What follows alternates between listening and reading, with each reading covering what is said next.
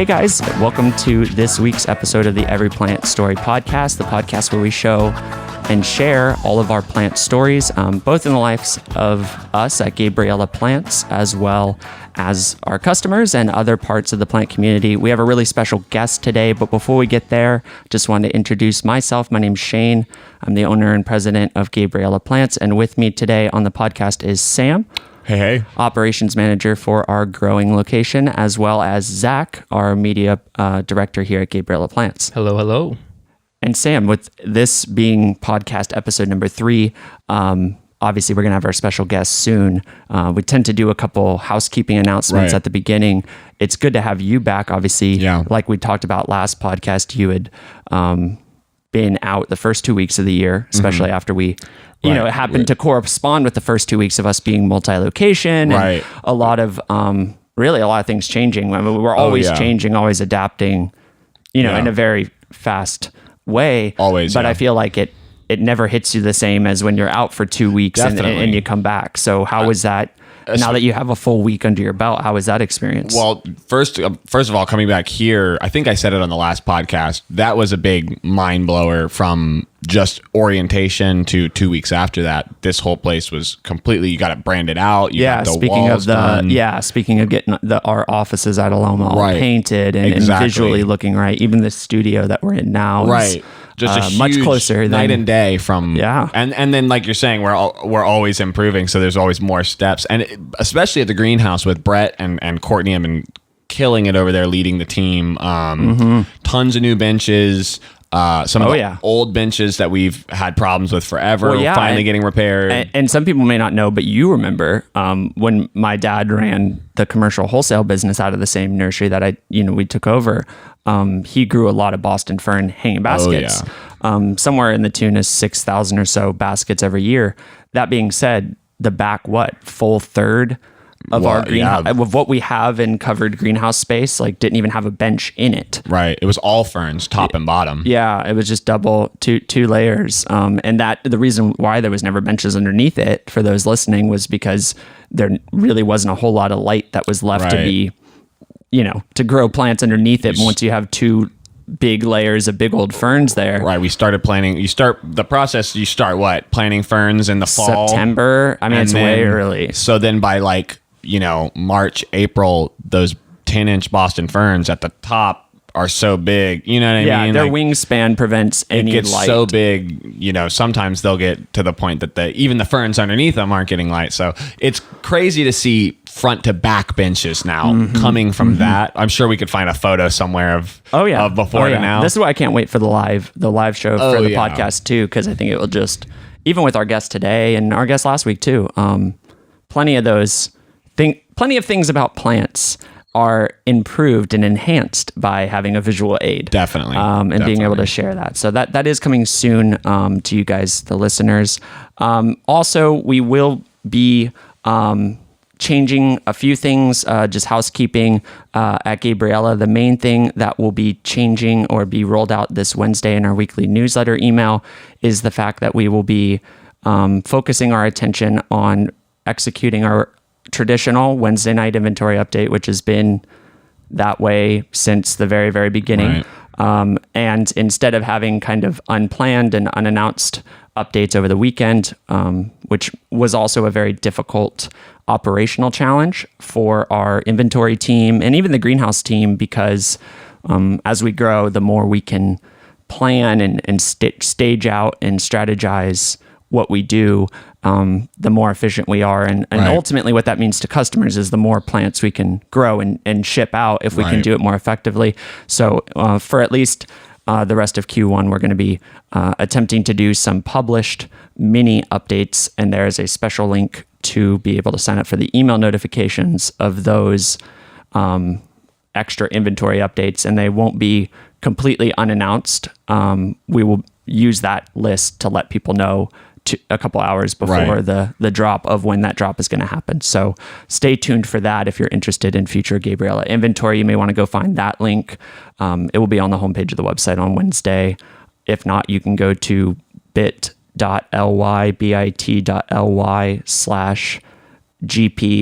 mini updates, all lowercase. and that should take you directly to the sign up form to get those notifications. That was my main housekeeping item. Other than that, I'm just so incredibly proud of the entire team. Also proud of this big interview we got to do today with Tyler Thrasher. And Sam, you have anything else? No, the only other greenhouse note, just to give people a peek behind the scenes. Talking to Brett a little bit this morning, with all those bench updates in mind, he said, January, his first month with Gabriella was really just an organization type thing. Yeah, get your bearings straight. Right. And he did let me know that we're now entering what he called the month of propagation. So a lot of new stuff coming on the greenhouse front, which is really exciting. Oh yeah, he's got lots and lots of things in the works. Lots of plans. So actually, we're headed back there after this pod. Right, pretty soon. But before then, we do want you guys to take a listen to the Tyler Thrasher interview. Honestly, probably one of my favorite, just interactions with members. I always love getting to interact with the members of our plant community, but Tyler has always just been an incredible resource, an incredible piece of wisdom, and just an all-around great guy. Yeah. So we hope you enjoy this interview with him.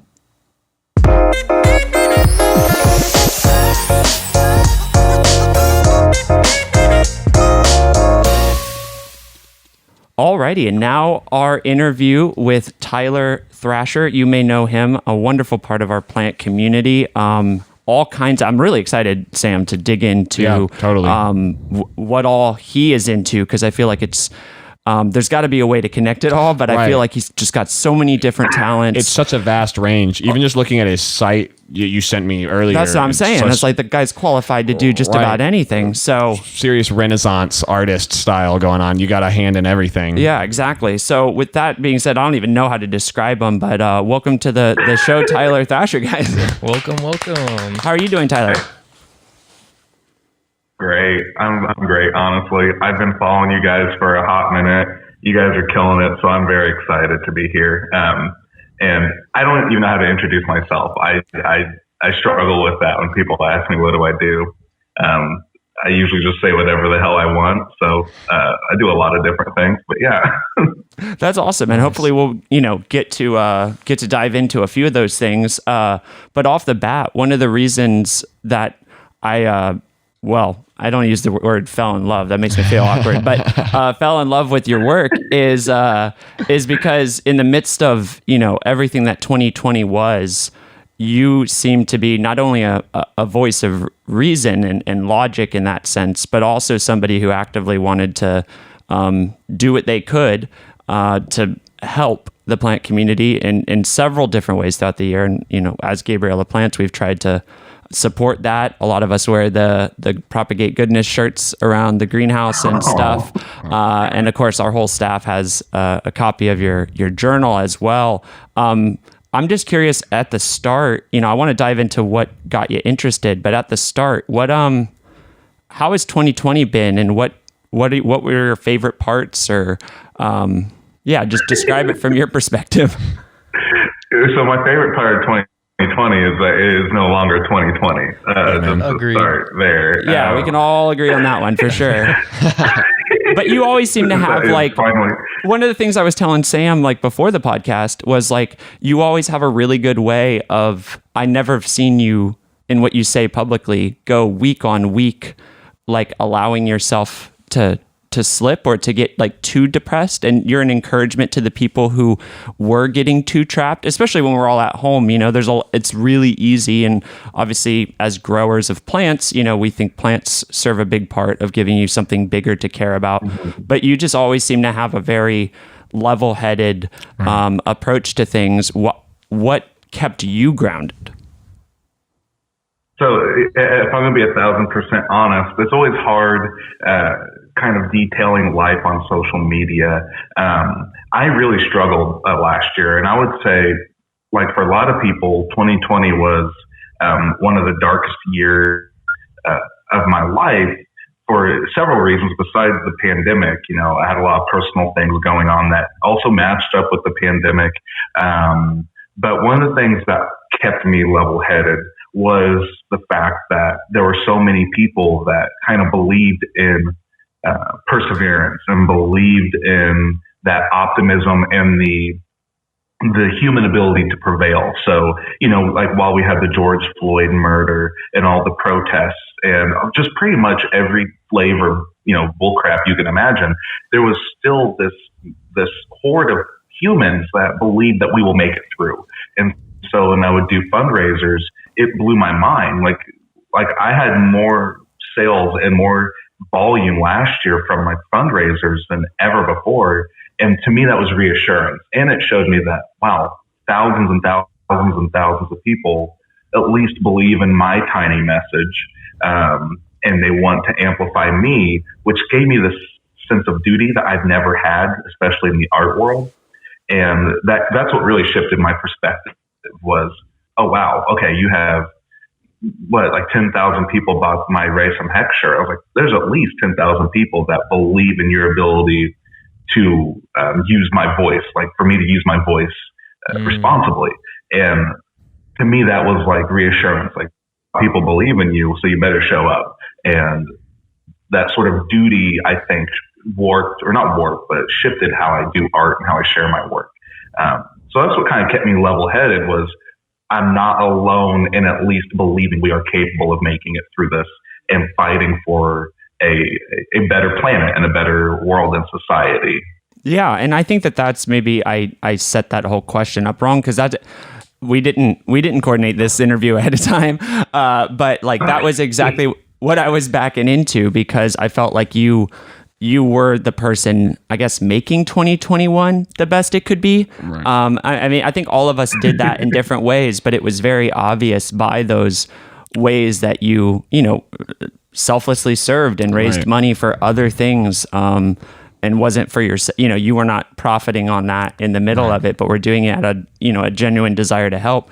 And to be honest, it was encouraging to me. And I know I brought it up to Sam once or twice too, of just like, yeah, this guy's got it right. Like, right. I was going to say, like you said with, it's encouraging to find all those people, that donated and stuff like that. Like you said, Tyler, but I think it's cool to see people like you who have the platform using that, like Shane's saying, to like, okay, let's use my voice and my platform to encourage others and raise others up. And that was kind of the cool part for me. Like, going back to the Propagate Goodness shirt, which, like Shane said, I see those on the daily at the greenhouse. Like that was just such a cool, for me, first peek into like kind of this plant community that is really rallied around that message in 2020 of just like, we're in this together. Let's work as a community to build a better world. Yeah, and there's always going to be a few people that are outliers. But what would you say? Do you have any special stories of maybe a particular person that you heard about? Because I feel also kind of going off what Sam said, and then I'm curious to hear your thoughts. I think part of the cool thing, maybe a better way of putting it, is you were able to organize the collective goodness of a lot more than yourself, which is like a cool thing, whether or not that ends in like a donation to a good cause or not. Like just the fact that you're linking up with so many people and trying to get them all in that same wavelength. Were there people that you saw, like particular stories or anything like that, of the kind of transformation or the encouragement you were able to be in those moments? I mean, yeah, there was so much, all of last year was such a blur. One of the things I had noticed was, as I was sort of sharing my message, that yes, I have a dark approach to life, like a dark, humorous approach to life. And I kind of believe in cautious optimism. And so while I was sharing this message of this is what's possible, this is what we can do together, I was also not going to shy away from a lot of my depression that I was fighting. And I think one of the things I had noticed more than anything was people opened up about where they were in life and being honest with their mental health. And I would say one of the most optimistic things I had seen from last year, whether my voice was contributed to this idea or not, was that people were opening up about their mental health and people were feeling less alone and less isolated during the period of isolation. And when you see that sort of community and people rallying together over something that is, arbitrarily taboo, like talking about mental health, it makes for a lot of good growth and change. So yeah, I was seeing a lot of people talking openly about therapy, talking about what they're doing to survive during this pandemic, during all the protests, all the darkness. And I think that's what got a lot of people through. I think just as much as the donations and raising money for causes, it was making this environment where people could open up about how they're doing, even if it's dark and scary.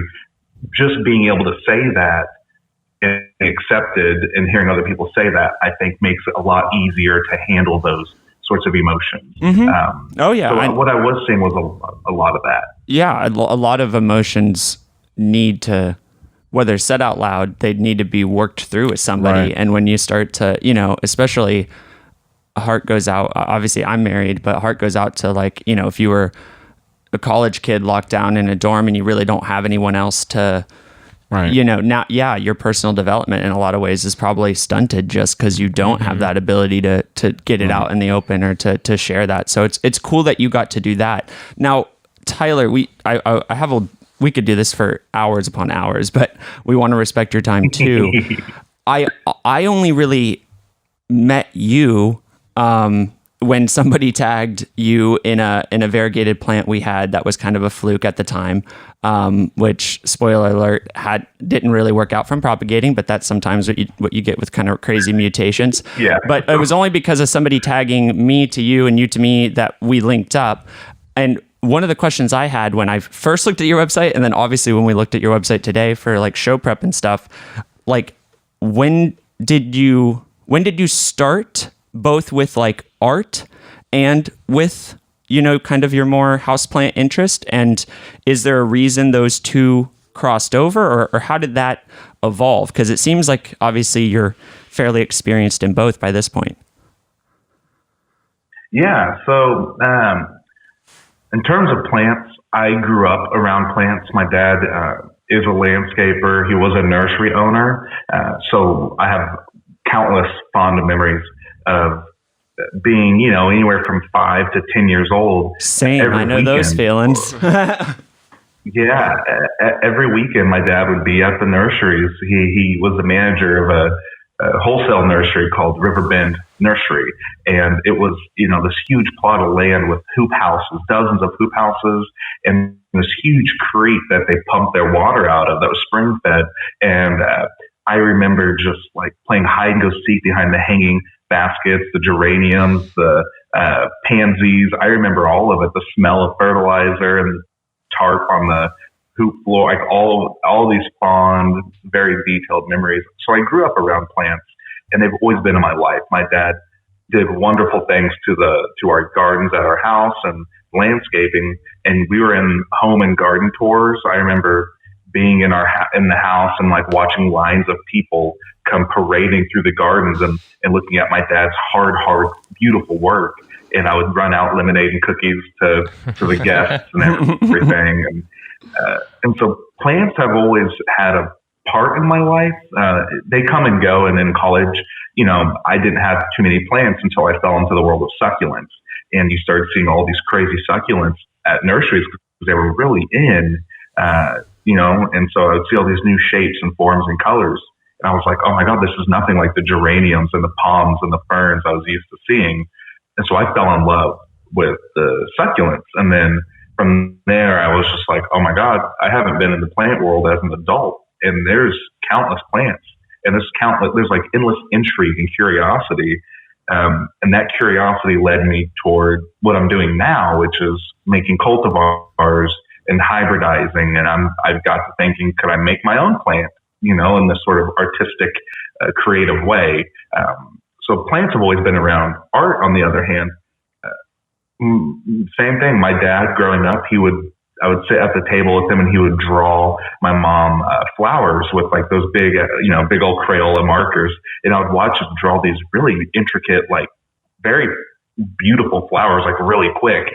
And so that got me into art. And then in high school, I would doodle, and I had an art teacher that saw me doodling in the hallway, and she came up to me and was like, no matter what, you're taking my class next year. And I was like, what? I don't want to do this. She was like, no, no, no, no, no. You have a talent. You are taking my class next year. She signed me up. Like, I didn't really have a choice. I'm not sure that's not how I'm not sure that that's how like the education system is supposed to work. Like, I don't know if can teachers go around and claim students they want? Like, no, I pick you and I pick you. You're good at this. Yeah, you're coming to my class. You're good at this. That not to sidetrack, but it does remind me of my funniest story in college, only because it relates to art, which is I will never forget this. The day my art teacher for Art 101 hands out the syllabus, so it's just a syllabus day. Most of the class is left, and she's like, "I'll answer any questions you have." And one of the kids, raises his hand and asks, so what made you want to teach art? And she was a Russian lady, and she said, I did not want to teach art. I wanted to teach math. Russia told me I was going to teach art, and that's why I'm teaching art. And I was like, whoa, that is nuts. But like that, it is true though that like you get a better teacher when you're passionate about what you're teaching, right? For sure. So identifying the talent ahead of time is important. Definitely. Yeah, it's cool that they sorry, saw I didn't mean to interrupt you, Tyler. I was No, you're good.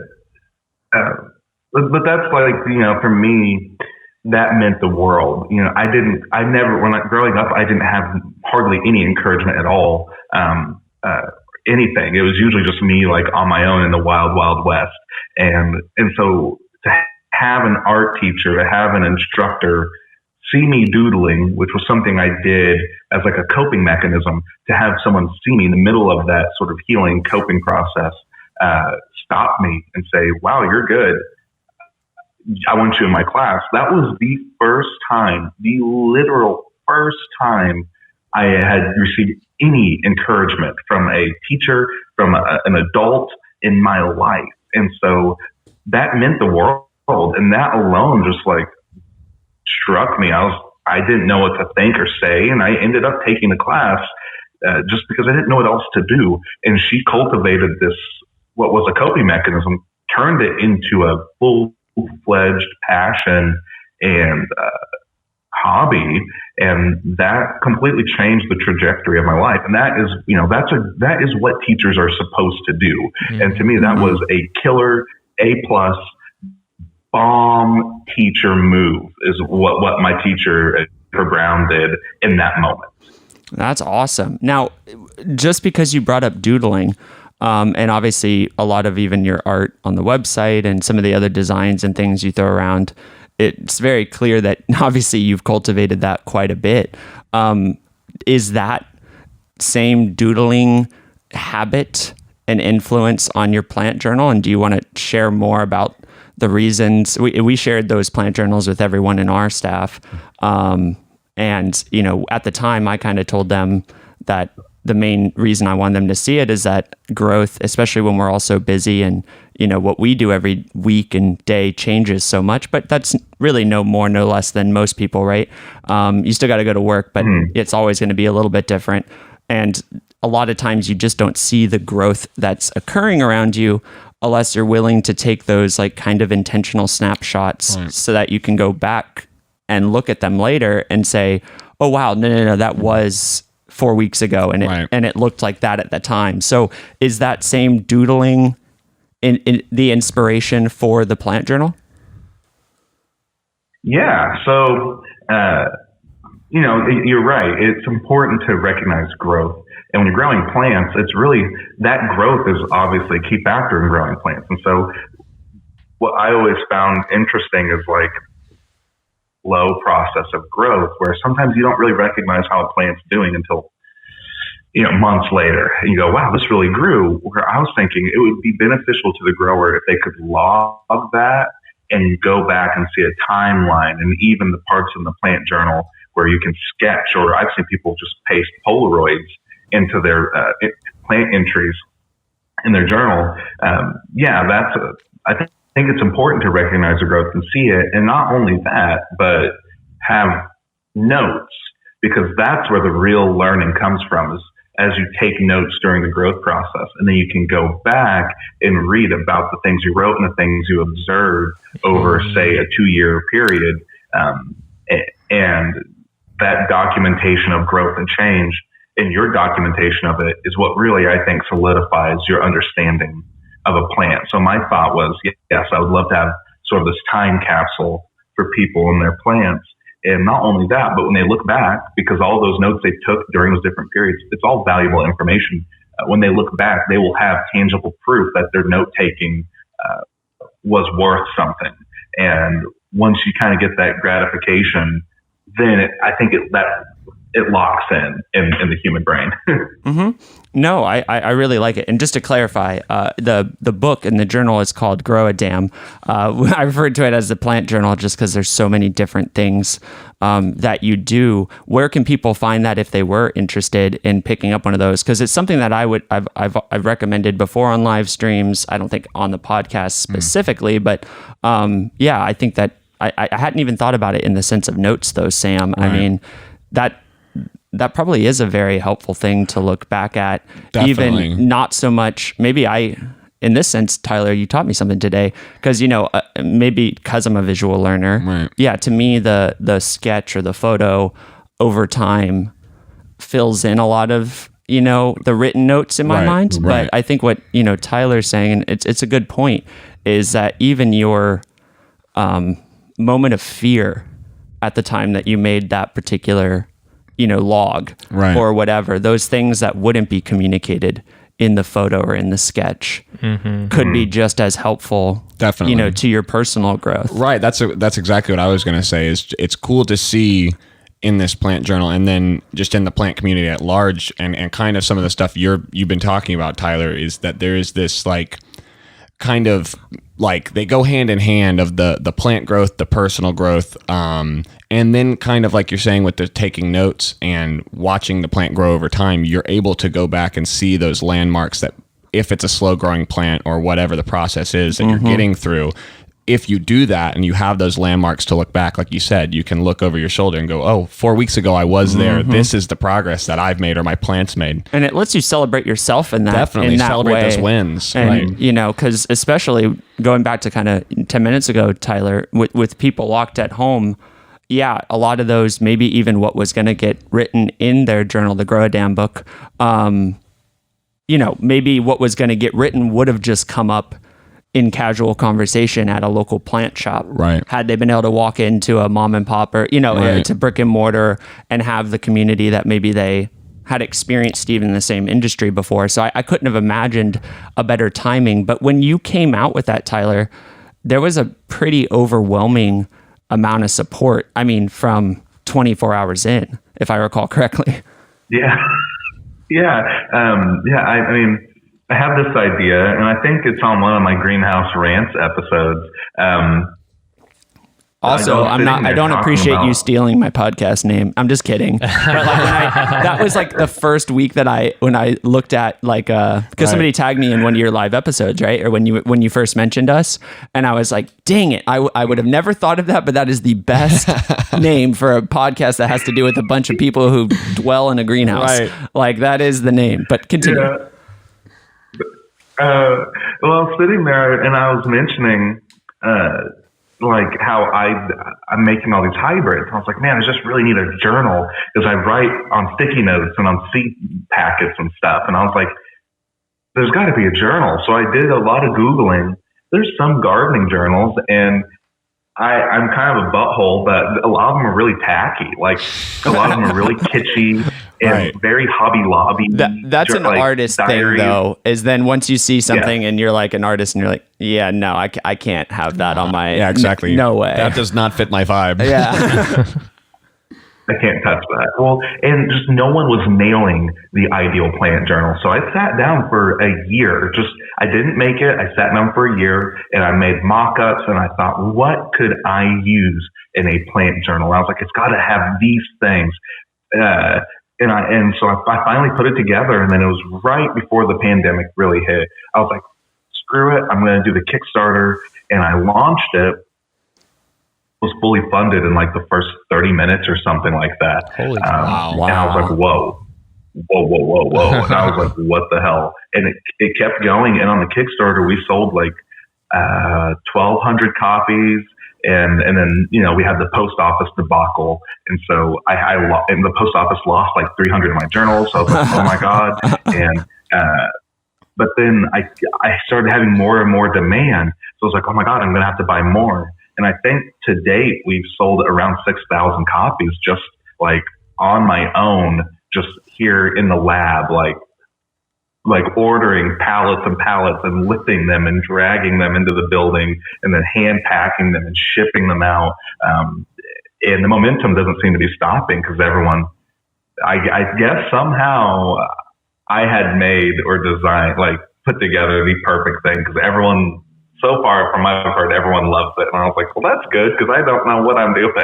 Right. Fully funded in 30 minutes. Sounds like you did something right. Yeah. But I do understand. So. I do understand his whole, because you did something deemed as successful by society, you therefore know what you're doing, which isn't necessarily the case. And oftentimes those don't go hand in hand. You stumble into it. Yeah, you can become very successful by stumbling every step you take. And I think that, yeah, it's good. And we'll address the fact that when we get to the end here, your least favorite plant, and the last question that we always ask all of our podcast guests, your most embarrassing plant story, because just that we say it every podcast, but people will assume that because you're a quote unquote expert, that you don't make mistakes or that there aren't things that you've learned the hard way.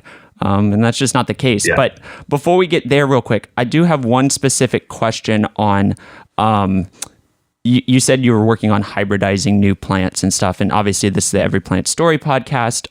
My heart behind what we're doing in 2021 as Gabriella Plant is trying to find more ways of communicating the stories, not only of like the childhood of the plant, but also telling the stories of the people involved in the processes and also all the other growers that aren't necessarily in a direct to consumer type of setup, but they would have some amazing, tips and tricks to share insights. And insights with people who are plant passionate people. But when it comes to your plant interests, and I know that it went off and on, and to be honest, that whole time you were describing that, I felt myself in that. I mean, Sam, when we first met, and when I was in college, all I did was vegetable garden, and I didn't have really any plants inside. And then, I mean, the first 2 years I knew you, I didn't even know the greenhouse was a thing until one day you were like, "Hey, do you want to see my dad's spot? There's a big greenhouse if you want to check it out." Yeah. So kind of twofold to you, Tyler. Was there a particular plant that got you interested in really being a grower? Because I mean, obviously, it sounds like you've always been a plant appreciator, someone who appreciates plants. But what was the thing that got you into wanting to grow? Yeah. So my first plant I had got myself after college, I went to this little nursery here in Tulsa called Southwood, and Southwood has honestly done me really, really well, which I can get into my variegated monstera here in a second. But I walked in this nursery and they had this huge succulent table, and I'd mentioned I was used to geraniums and ferns and all those old school sort of 70s plants, and I wasn't really familiar with succulents. And so I walked in and they had a Crassula perforata, which is this stacking succulent where the leaves look almost like diamond shaped, and they alternate. So they alternate directions, and it looks like a tower of little diamonds. And I saw this, and I was like, this is like no plant I have ever seen. It's geometric. It's patterned. You don't see plants like that really. And I was like, this thing is really cool. So I bought one. And then, what got me into growing is I had this at my house at the time. And I think a cat or somebody, maybe me, knocked it over, and it snapped in half. And I was so bummed out because I had grown it for 5 months. And I was like, oh, it's growing. And it snapped in half. And I was like, I don't know what to do with this now. I'm really bummed out. So I threw away the top half. I, for some reason, thought it was a goner. And about a month later, I noticed 3 heads growing out of the central stem. And I was like, whoa, what's happening? And I looked at it and I was like, it's growing. It's alive. And a month later, it split into 3 heads. And then I did some research. I was like, wait, I can make more plants from this one plant. And so I took some cuttings, they rooted, and I ended up making like 30 plants from this one plant over 2 years. And for me, that did it. I was like, this is cool as hell. And then what happened next was really fun. One of the cuttings I had, I took a top cutting, and about a month later, this is when we finally moved into our first house that came with a little tiny hobby greenhouse. And I went out to the greenhouse one day and still had my first succulent. And I was looking at it, and the leaves weren't growing in the flat diamond shape I was expecting. They were actually growing in a cup shape. Like the leaves had inverted, and they looked like little like wine glasses. And I was like, whoa, what the hell is happening here? I did months of research, and I was like, what's happening?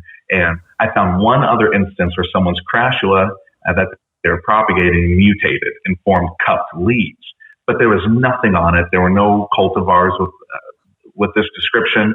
And that's when I realized, oh my God, not only can you propagate plants, but there's a small chance that the genes will initiate a mutation that may benefit the plant. And you never know when it's going to happen because you don't speak plants and you're not living in the cellular network of the plant. So although it would be cool, although it would be cool if you could. Yeah. As much as you'd like to. Or chaotic, I can't tell. But I watched this mutation happen in front of me, and this one plant not only facilitated my curiosity in succulents, but it opened my mind up to the world of cultivation and cultivars and how mutations of cultivars arise, and it's usually randomly. And this blew my mind. I was like, oh my God, I can't, not only can I propagate and grow plants, but there's a small chance the universe will reward me for perpetuating the plant by giving me some crazy, beautiful mutation.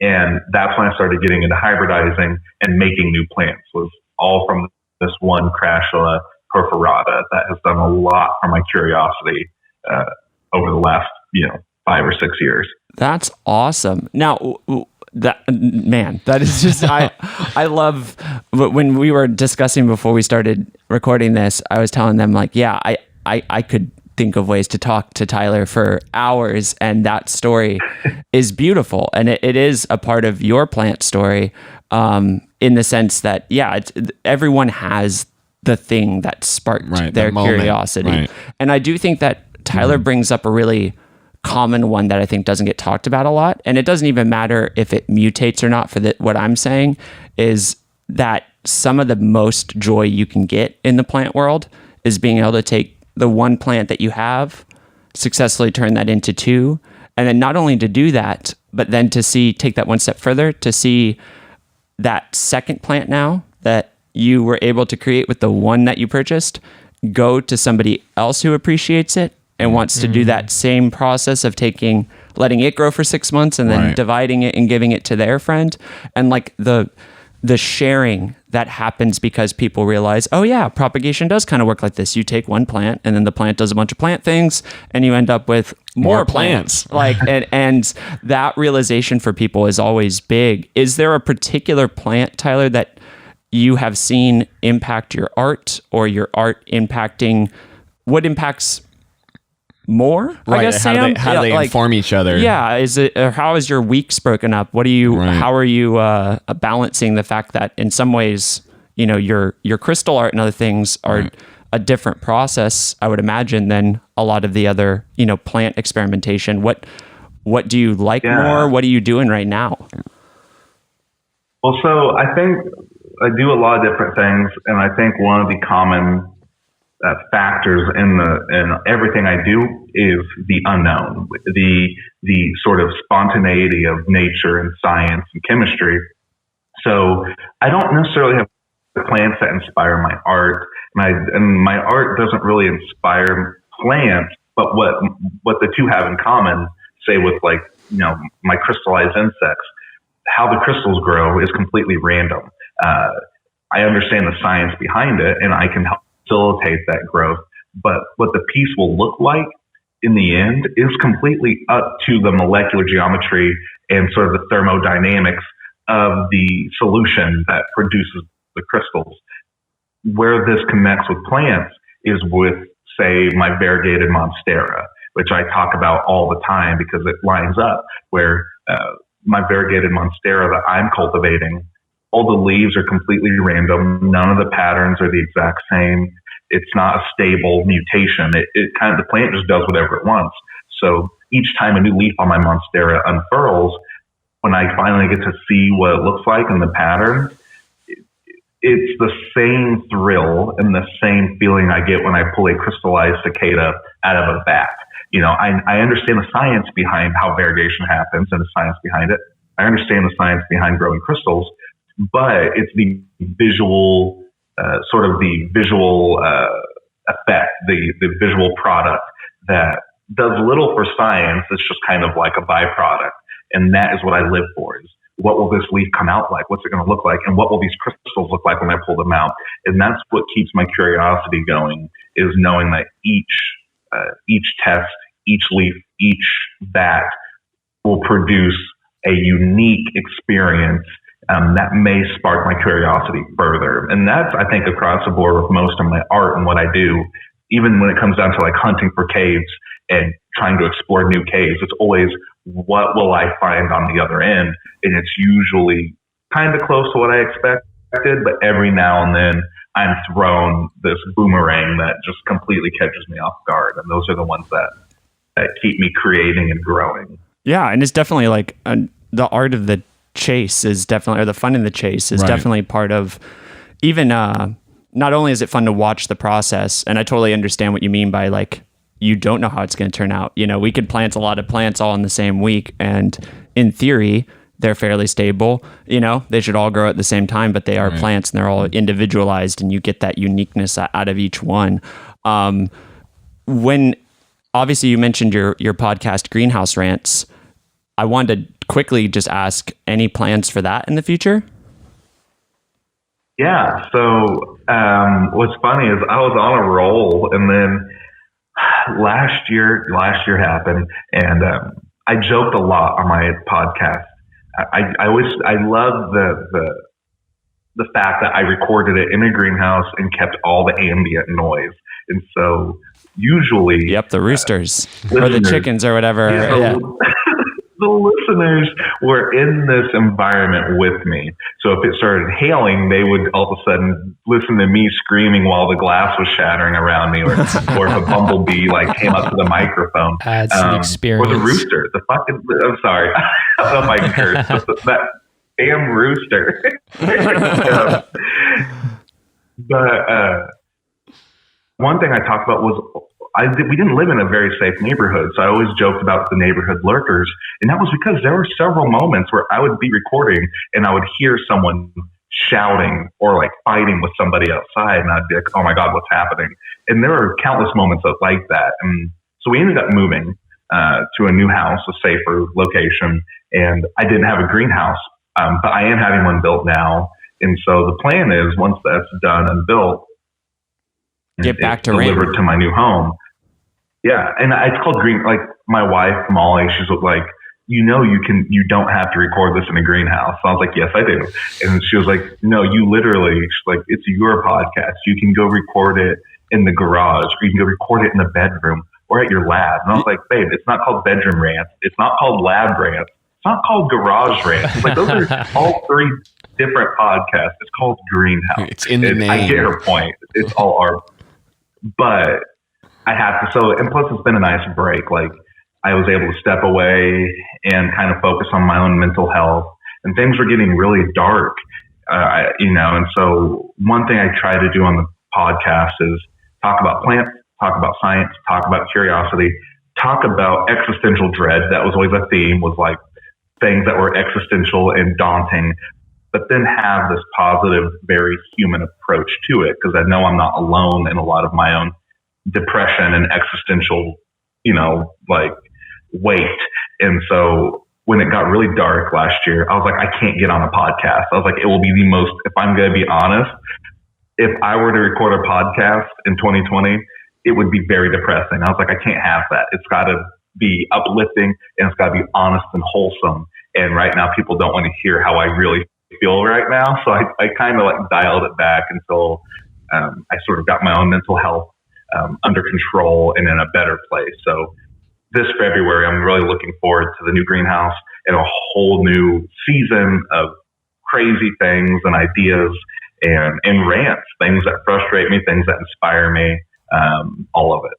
Awesome. Well, I know I will be waiting to listen to the new episodes, because that was always something I really liked, because I think you described it well. It was always a balance of what work had been done, or what like concepts were being trialed, or, you know, whatever was going on in the greenhouse in that sense, but then also your ability to connect that to, you know, whether it's how people in chat when you were doing them on the live, you know, live on Instagram in the past and things like that. Just the way you interact with the community is so genuine. And I think that, you know, communicates very well to everyone. Before we get to the last two closing questions, one last question on just like you and being who you are as a part of the plant community.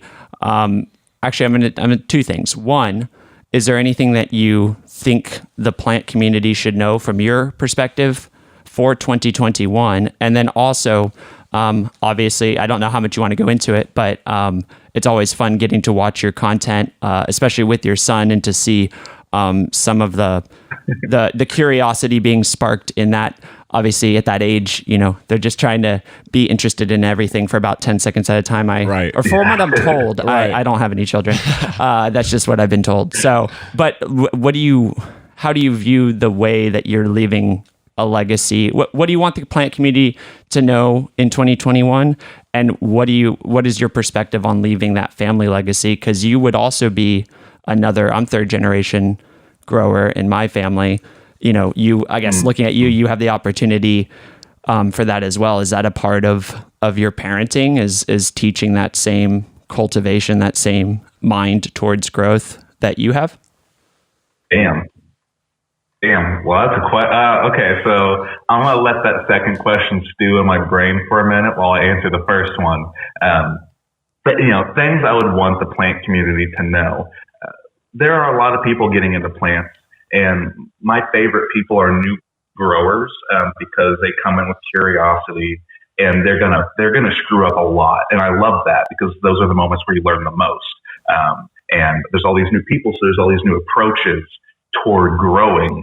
And so one of the things I would like the plant community to know, especially if you're new, is don't be discouraged by the current crazy price gouging that's been happening. It's been very discouraging for a lot of people to see plants that were once $30 now being sold for $4,000 to $5,000. It's not normal. And I think going into this year, we're going to see a lot of efforts to share cuttings and propagate together rather than sort of taking advantage of one another. And that's kind of the main conversation right now, where some growers who are actively taking advantage of a more sort of, not in a bad way, but naive new grower and new community. I would say don't let that discourage you. I think going into this year, we're going to see a lot of people sharing their cuttings and sort of coming out of the pandemic plant craze, where people were just gouging prices and selling little rotting nodes and stuff like that. That's not the norm. That's not the standard in the plant community. And so I don't want anyone who's coming into this to be discouraged by that. It's only temporary.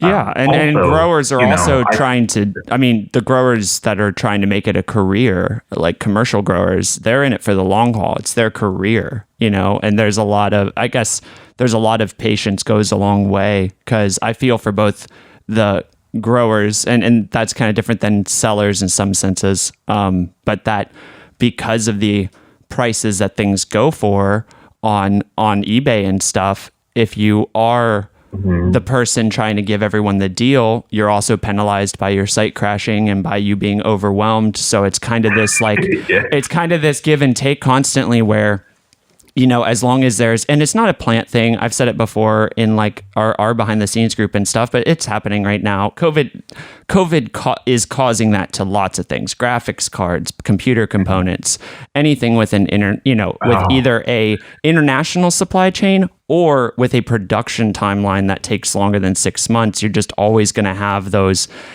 excesses and needs, and they're never going to perfectly balance out.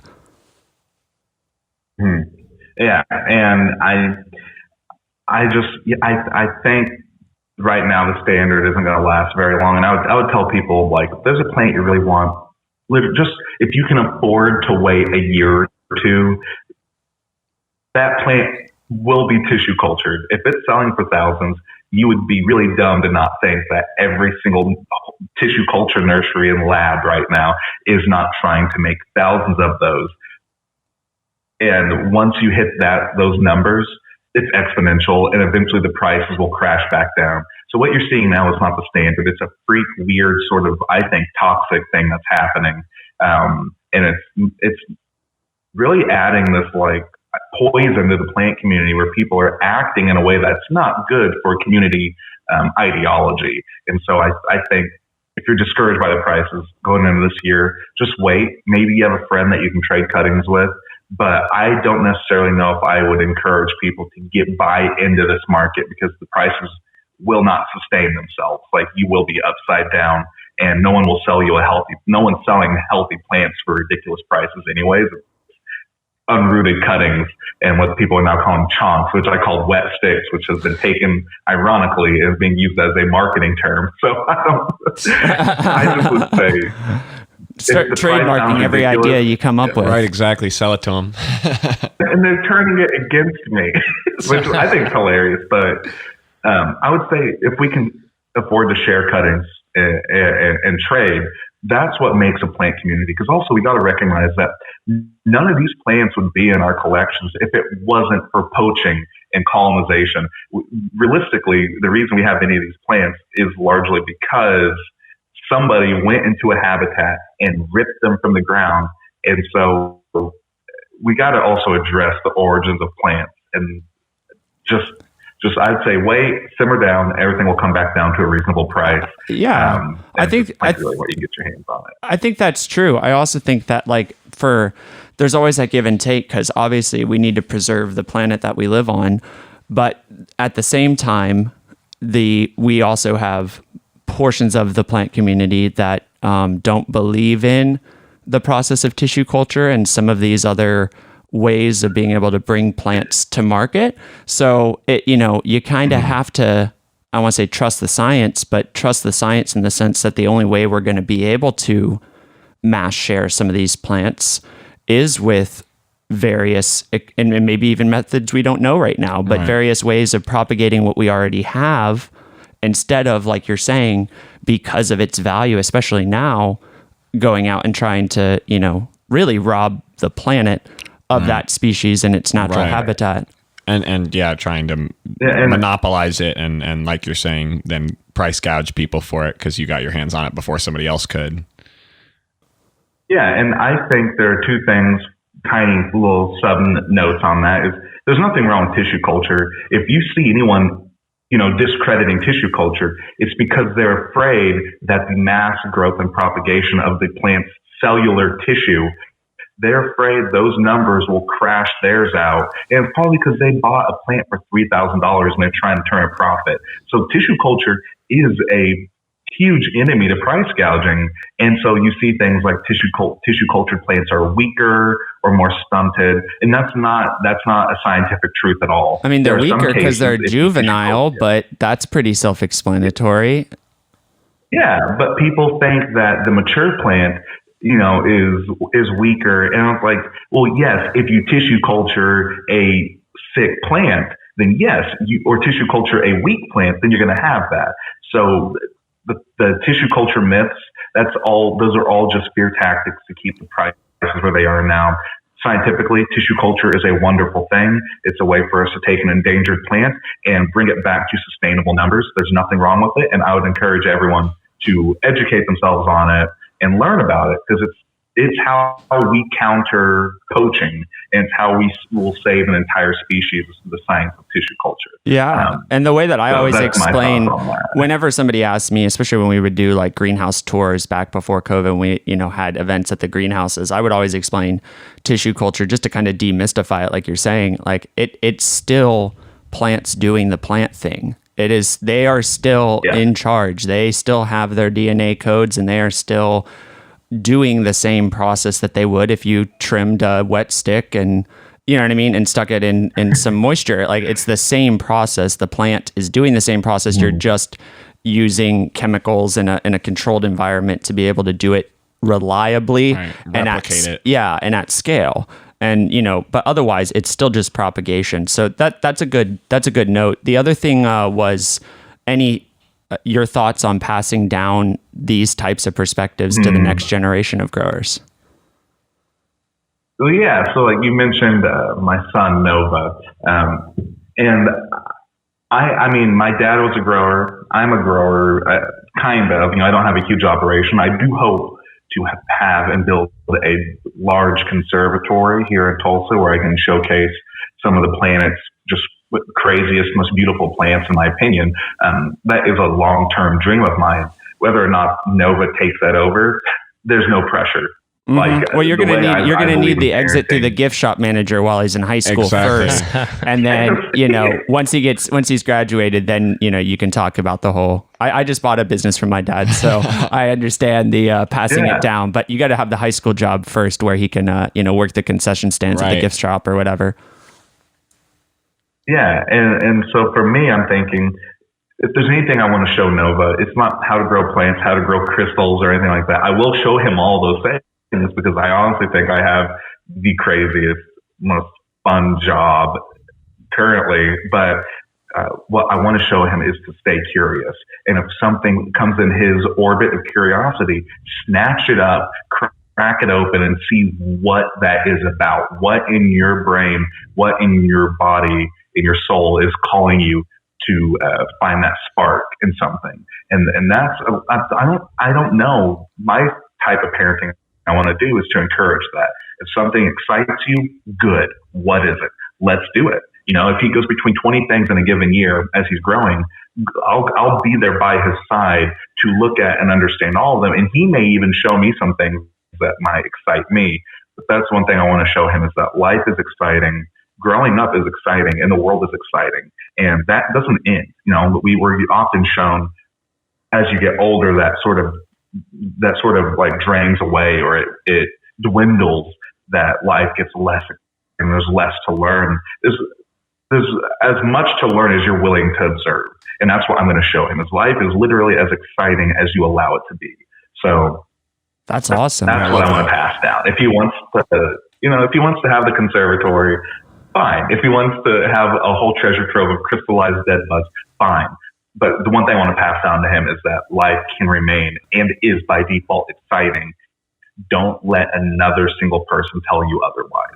Yeah, that's life so true. The truths from Tyler. Yeah, I don't even. I mean, we have the two. Right now. We have the two questions we have to ask every podcast guest, but I just want to can we all just put our headphones down and walk out of the room? Because that was pretty. That was pretty good. Just go ahead and drop the mic for us. Yeah, that was pretty good. No, but it's true. And the whole time you were saying that, though, the word that was coming to my mind, Sam, was just in a way, cultivating your family, right, and putting that effort into definitely, growing them. Like you're saying, in large part by demonstrating that the world is an infinite amount of things to learn about. Definitely. But it is its own cultivation, because in the same way that TC little baby plants are doing their, doing their growing thing, they know what to do. I mean, children, physically speaking, right, organs and things are growing, whether we, are involved or not, are the greatest I can imagine, fun thing that I look forward to when I have a kid is being able to see that light bulb go off, or that but why? Even the other day, it came to mind just now, but the other day I saw for the first time, I'm assuming it was the first time he figured it out, or it's his fascination, but probably little 4-year-old boy, totally fascinated with how the Lowe's automatic door opener worked. His mom was trying to local pick up an order, and he was kind of figuring out that if he took one more step kind of towards the middle, then it would open. And it was cool. Yeah, it's just a weird little tiny example, but it is cool to see that learning process. And it also is happening to plenty of people who are older in age, more experienced in life than the people here, but it's their first time with plants. It's the first time they had that pest problem. It's that first time they need to dive deep and learn about funguses and how to identify things like that. So there's always something to dive deeper on. That being said, the two questions that I have made it a point to ask every single podcast guest, because I can't remember a live stream I ever did where people didn't ask these two questions, or at least the least favorite plant one. And it always comes in a pair. And I think that these questions also go back to humbling, regardless of who the guest or how we're viewed as experts. Even us at Gabriella Plants, viewed as professionals in what we do, we all make mistakes. So least two questions, and what we can end on this: least favorite plant currently, or most overrated thing in your mind, and then your most embarrassing plant story. Oh man, oh my God, my least favorite plant.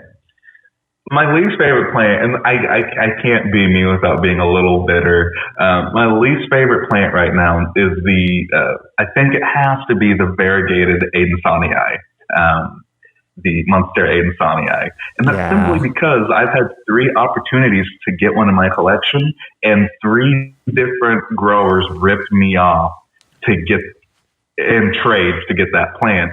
And that plant to me has become the symbol of toxic growers. It's kind of become the status symbol, like the toxic Kardashian of the plant community. So I kind of loathe that plant for what it did. It kind of sparked this vampiric, vulture plant mentality. So it's one of the most overrated. It's beautiful, but I'm at a period where I kind of hate and it's not the plant that did this, it's the people, but I kind of hate the symbiotic relationship this plant has with the plant community. Yeah, but Georgia Wilson last week, her least favorite plant was Spiritus Sancti for the same reason of just, like, to summarize the effect that particular species had on the community / the market overall. So I can completely see that with the variegated Adensonii, and especially because especially if you have one that's variegated enough, like, you're producing a node every 6 weeks, like, if you're lucky, maybe every 2 months, so you're not, it's also going to take a really long time for you to recognize that you got a bad deal, or that your environment wasn't good enough to maintain the variegation or something, and you don't have nearly as many like a time window to correct anything that goes wrong. And I do think it hurts my heart. I'm sure it hurts your heart too, Tyler, when you see somebody who's like, yep, so I just got my first 2 golden pothos baskets, and look at this cute palm.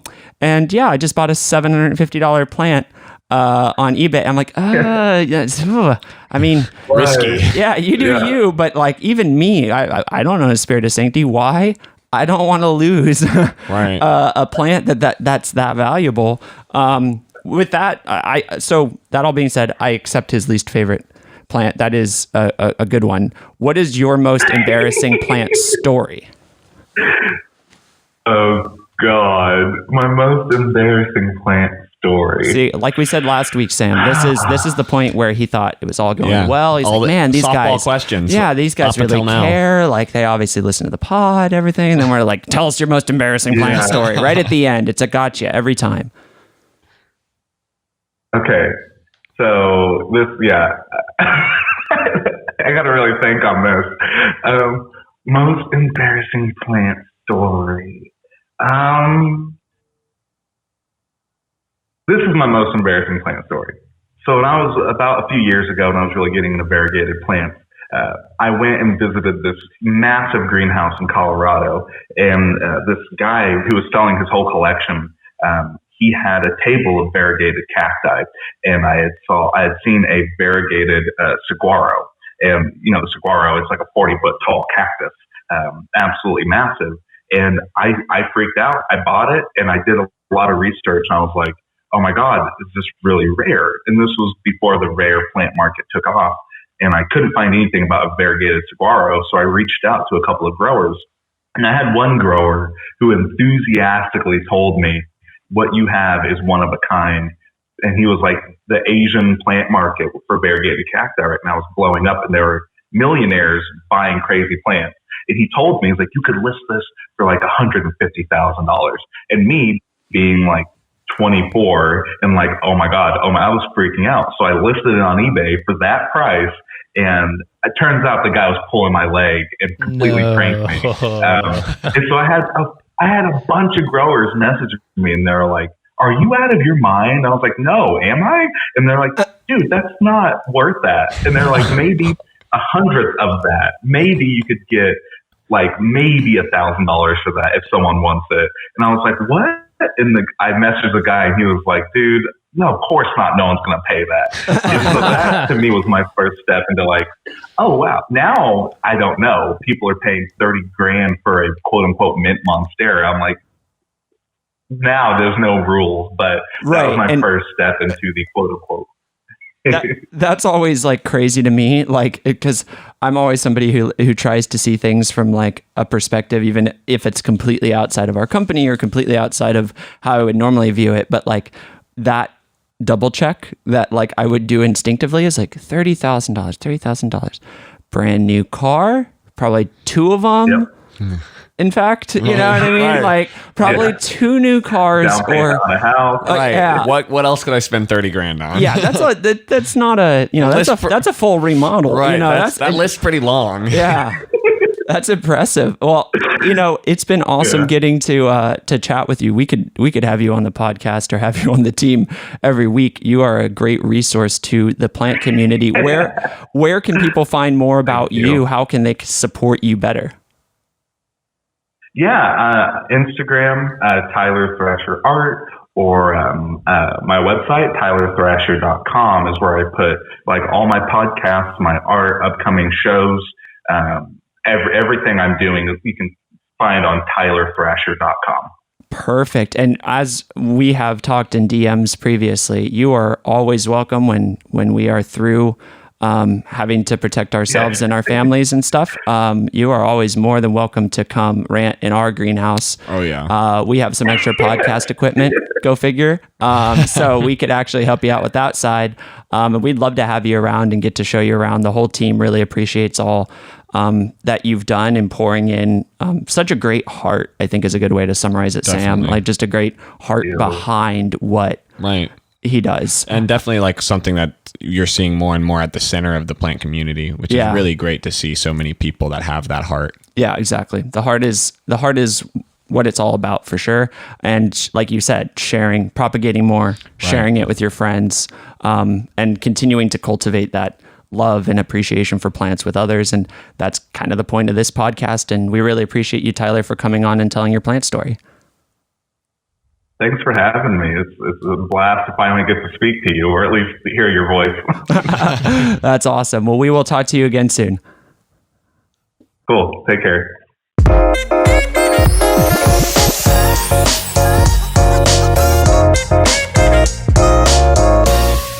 So yeah, Sam, that was quite the interview. I mean, that had been one of the things I'd been keeping under my own wrap for a little while. When I first reached out to Tyler to say, you should totally come on this Every Plant Story podcast. I can't think of a better person who has been not only instrumental in being like a public image, sharing his story, but through the Grow a Damn Plant Journal and other things. I mean, Tyler has been actively teaching and helping cultivate growth within the plant community for quite some time. So it was really, really cool to have him on the podcast. Right. Yeah. It's kind of that perfect intersection of what we've been talking about on here. You know what I mean? That intersection of a passion for plants and a passion for educating and sharing that story. So yeah, definitely really cool. And with that, thank you guys for listening to this week's episode of the Every Plant Story podcast. You can find more information about our guest, Tyler Thrasher, at tylerthrasher.com. and also in the podcast show notes below. And we will see you guys next week.